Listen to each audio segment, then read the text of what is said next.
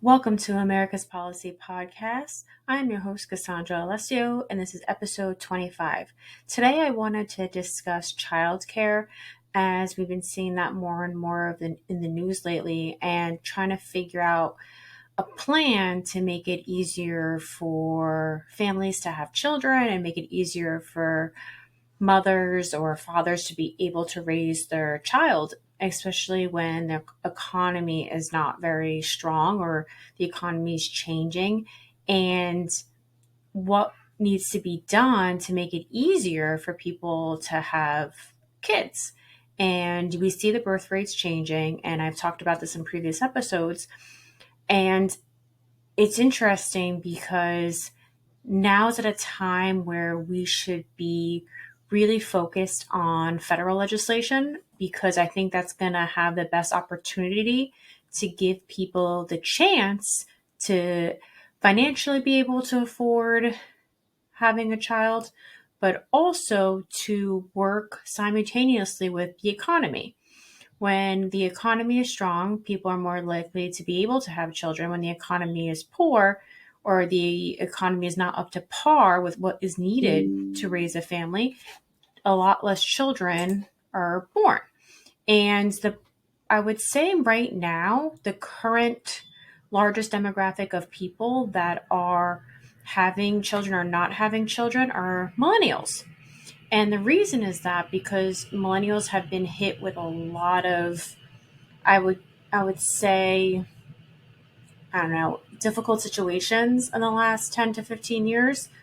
So I wanted to pull up a screen just to show you what is going on with the federal legislation. Now, hopefully you could see my screen, and this is just the congress.gov website. You could pull this up, and it's essentially looking at all the legislation that is currently that was currently introduced and being discussed.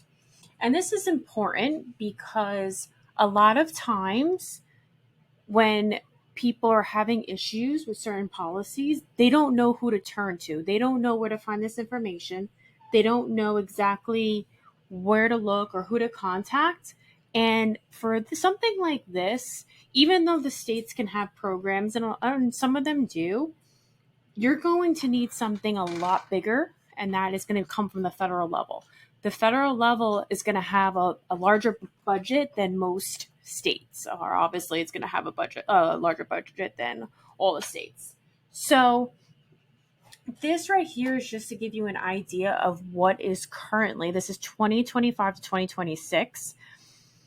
And some of these bills, and they're important to educate yourself on, because if you read through them, you'll be able to find out what is being discussed. And actually, you could also see what legislators that you have are voting on the bills. So you have a few different ones. There's Child Care Workforce and Facilities Act of 2025. There's this other one, HR 1426, to amend the Internal Revenue Code of 1986 to increase the amount allowed as a credit under the expenses for household and dependent care services credit and the employer-provided child care credit. Let's see what other ones. There's the Child Care Workforce Act. And there's a whole bunch, Small Business Child Care Investment Act. And all you have to do is, if you see next to, they're numbered in numerical order. So then you just go to number 10, which is just the 10th bill listed, S273. You click on it, for example, and then you can get more information. So this one is just saying, I guess it looks like it was just introduced. It was a while ago, but I guess they take time. Okay, so it says the summary is in progress. If you go to the text, now here it is. A bill is to allow nonprofit child care providers to participate in certain loan programs of the Small Business Administration and for other purposes. And then it goes through it, right? And then you could also see the actions. So if you go to the actions, you'll be able to see exactly when it was introduced into committee, when it was read, etc. And this is important. A lot of times you might not be able to understand what the bill really says, so you have to look at the summary. But also you have to be mindful and careful, because sometimes, like I've said in the past, the devil's in the details. So sometimes the summary is not giving you the whole picture. Now, if you go back to this page, and you could just see the different bills, right? There's a whole bunch, and you could see who they're sponsoring, right? You could see their sponsors here, sponsors. There's a ton of different sponsors, right? So you know who's sponsoring these bills. And that's important because you want to know if your state's helping or hurting you. And this is just, all I did was I put childcare. And you could do this for anything. If your issue is student loans, see if anything comes up. I don't know if anything will.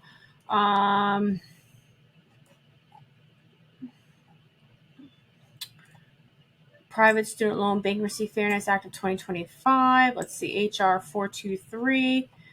This is one summary. The bill modifies the treatment of certain student loans in bankruptcy, specifically allows private student loans to be discharged in bankruptcy, regardless of whether a debtor demonstrates undue hardship. Under current law, student loans may be discharged in bankruptcy only if the loans impose an undue hardship on the debtor. So that's one bill right now. Let's see what kind of co-sponsors there are. Okay, so then these are all the co-sponsors. Okay, so you can do anything, but we're going to concentrate on childcare right now, but I will do another episode on student loans. I think that's important. And the reason why it's important, because this all ties in together. Why are people not having children? Student loans, low availability of housing, inability to afford some type of childcare, or inability to be able to stay home with your child, or inability to be able to find employment that works with your child. So these are all different types of issues that they are facing. And this is important because without addressing the child care, we're not going to be able to address all the other issues. Okay, so there's some ideas that I think are being discussed, or hopefully being discussed, and a few things that keep on coming up. Now, you have to contact your federal legislators because a lot of this stuff is not going to be able to be handled on the state level. And some of these issues are, I can't afford to have a child, right? You hear that all the time. I can't afford to. I could barely make my payments for my student loan and mortgage, right? Or my electricity, student loan, car payment, mortgage. The salaries are not expanding as far, increasing as far as the cost of living. That's been a huge issue. It's been happening for a while. This is nothing new. It's becoming worse and worse and worse. The discrepancy between the ultra wealthy and the ultra poor is widening, and it's not widening slow enough for us to keep up. So a lot of people just cannot afford basic cost of living. So we have to work on housing. Housing is important. I talked about last week about zoning. You have to contact your state legislators about zoning, because they should not be building these gigantic buildings, especially these huge apartment buildings. No one wants them. No one needs them. Build small houses. I'd rather you cut a lot and subdivide a lot and build 20 small houses than these gigantic luxury apartments that no one is renting and they stay empty. So that's also a huge problem. We see it in New Jersey. There's a development office that wants to add a huge apartment complex. And instead of adding small houses or single family houses or first time home buyer houses, they're trying to build this entire apartment complex that is not needed in New Jersey. We have enough apartments. We do not need them. So you have to reach out to your state legislators. It's extremely important. Another issue is companies unwilling to work with mothers, right? Now there's other legislation. You've seen legislation. This is not uncommon in regards to breastfeeding rooms and being able to work with some mothers or parents in regards to having a little bit of leniency with the schedule if they have to pick up their child or drop their child off. But you're not really seeing what the main issue is. We have a huge opportunity. We have these corporate buildings that are empty.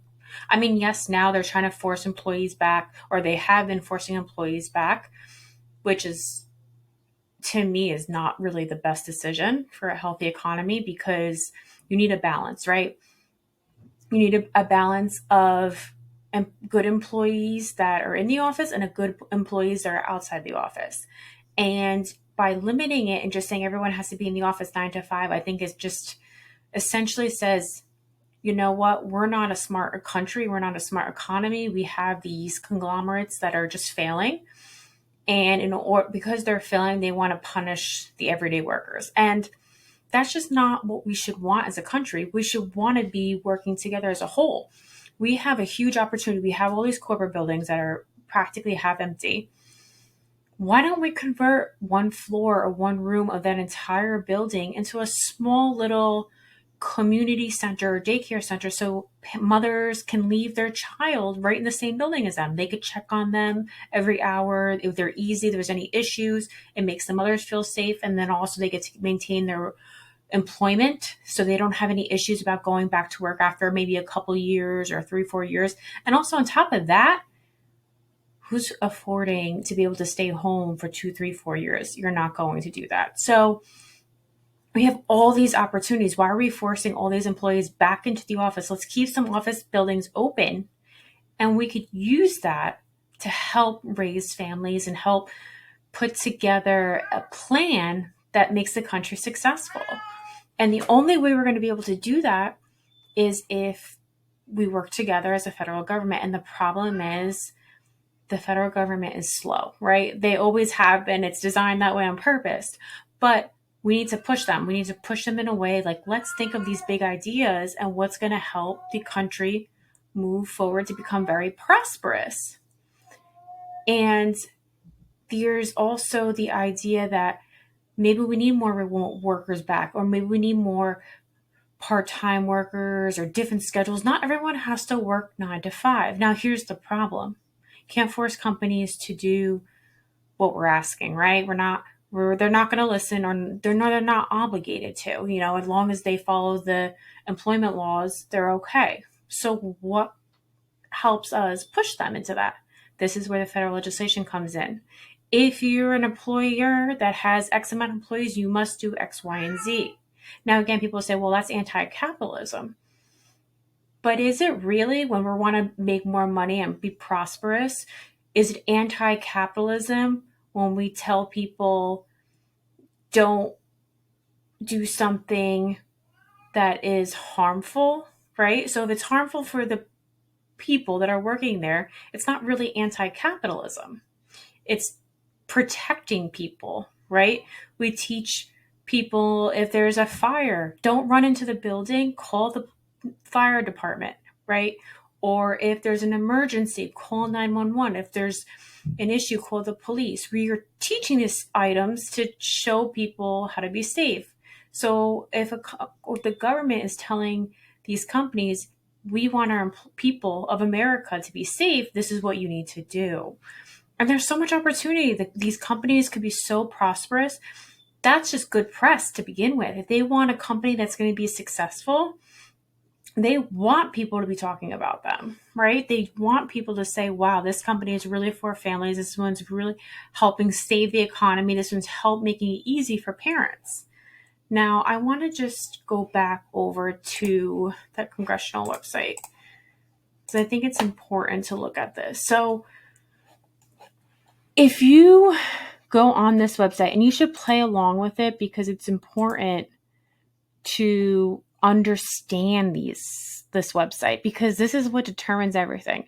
Now, again, is it ideal that we have a little bit slower moving federal government? No, but it's done on purpose, right? We don't want to be irrational. We don't want to be making decisions without thinking things through. So I think it's important. I just saw this, Cutting Red Tape on Child Care Providers Act of 2025. Interesting. Let's see, HR 1889, summaries in progress, of course. Well, this one was just March 5th. So who's the co-sponsors? And then you can see the co-sponsors here. And I always like when there's both political parties working together. I think that's so important. I don't think that we should be against each other because that's not good policy. You have to be able to meet in the middle. If you can't meet in the middle with somebody else, something is wrong. So I do like the legislation when there's bipartisanship. Now, does that always happen? Absolutely not. But there's so much opportunity to kind of help families and help. And I'm just saying gearing towards millennials because they're the primary age for starting families or starting to have children, or they were supposed to start having children a few years ago and then COVID happened, etc. So I think that we need to not only just focus on doing a couple things, but we need long-term solutions. And hopefully we could start seeing more legislation in regards to helping mothers work in the workforce and gearing towards families and parents and the best environment for children. We want children to be able to stay with their parents, but we also want parents to be able to work and maintain their employment. That's important. And I know other countries do things differently. There's pros and cons to each, but I think America, we do value hard work here. Maybe we don't get the rewards anymore like we used to, but we still value it. And hopefully that we could see more and more women contacting your legislature because this is so important to reach out, find out what bills are being introduced and which members of your district are speaking on your behalf, and look into it, contact them, tell your friends, tell your family, and try to make it a little bit easier for people to be able to raise children here. If you have any questions, please reach out, americaspolicypodcast@gmail.com. If not, I see you next week. Thank you.